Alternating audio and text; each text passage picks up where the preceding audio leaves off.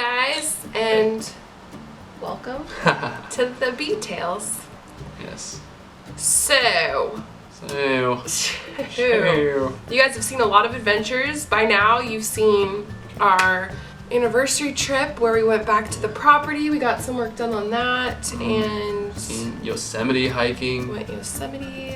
Just hiking randomly in California. Alex's new editing skills that he's trying to crack up on. Yeah, it's been fun.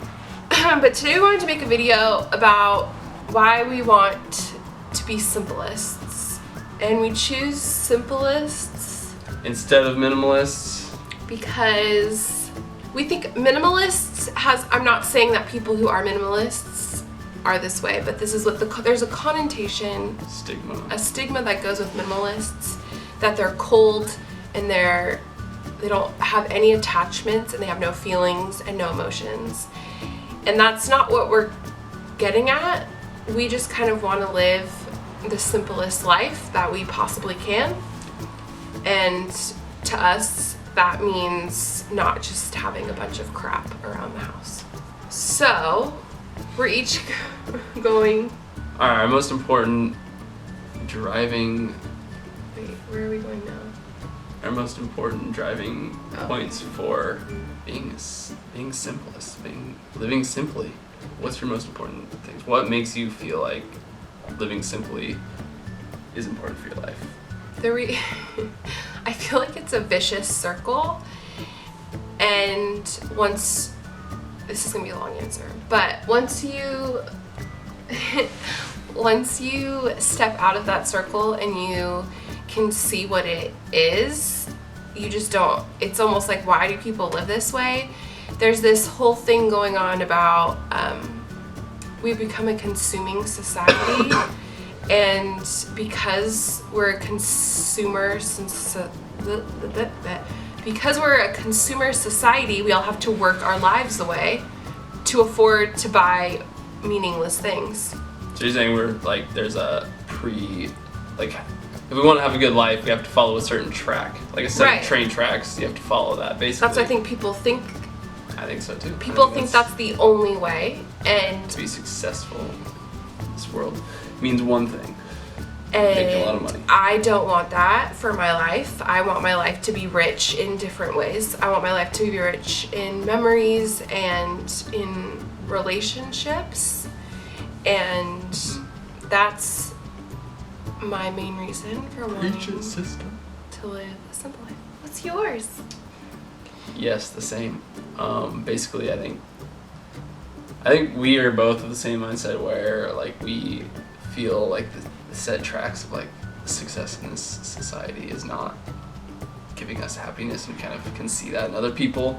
How it doesn't really make, more money doesn't necessarily make you more happy. So it's just I'd rather have experiences and more people to share those experiences with in my life than I would have more money or a nicer car or a nicer whatever, blah blah blah. So that's the same with things around the house. We've been really focusing on not buying a lot of things, just stuff, because, well, for one of our friends said this recently. She's like, I don't want to move because I have so much stuff. And I was like, wow, that's interesting. It was really interesting to me, because if you're willing to settle in a place and just not explore or go out into the world because you have too much stuff, it's just an anchor. It's baggage. I mean, there's emotional baggage and there's physical baggage. Yeah. And I think it goes along with that. A lot of people just feel trapped in a place. Some people don't want to sell their houses and go move somewhere that they really want to move, just because they have so much stuff. Yeah, and it'd be so hard to move at all, or whatever. That's why if you don't have a whole lot, it's easy. But it's not to say that we want to live in a place where we feel comfortable. Yeah. So we're not going to be the type of... This is where the difference between minimalist and simplist kind of comes into play. Now, there's different levels of minimalists, obviously, but it's we still want a bed. We still want a couch. We still want the simple stuff. We just don't want all of the clutter. That's pretty much all we have. Yeah, is the bed and the couch and the TV. We pretty much just have furniture. Yeah. And we're definitely starting to dwindle down even more. And now I guess we can talk about like how we want, like, this ties in with what our future plans are. Yeah. It's like, and the more, I've noticed this definitely with myself, the more we've gotten rid of and the less stuff we have. Because each time we move, we've gotten rid of more stuff, and we try not to pick it back up. So we've gotten less and less stuff, which is really nice. Yeah. And it's made me feel like we could just go anywhere. Pack up and go anywhere at any moment because we don't have anything that's like tying us down. Which is nice. And it's kind of cool. And it could make for some potentially great adventures. Who knows? You got anything to say about that? Yeah, we have ideas for future adventures, and they seem a lot more obtainable when we don't have as much stuff. We have talked to you guys about the off-grid cabin that we want to make one day.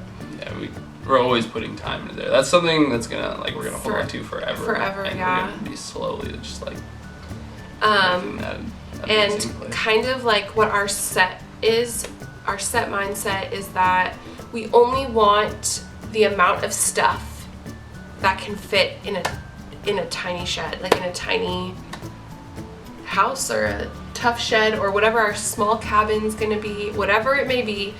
That's the only amount of stuff we ever want to have. Just so if we did want to like pick up and just go on a crazy adventure, we have a place to put our furniture pieces. Yeah.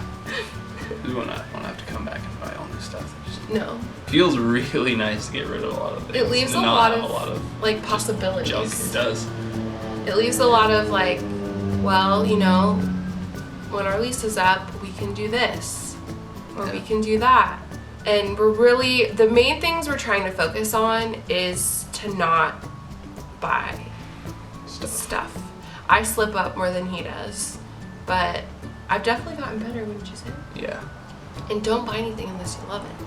So we hope you guys enjoyed hearing us blab a little bit about why we want to be simplists. Yeah, simple living. Simple living is the key, and kind of like what that means to us. Yeah.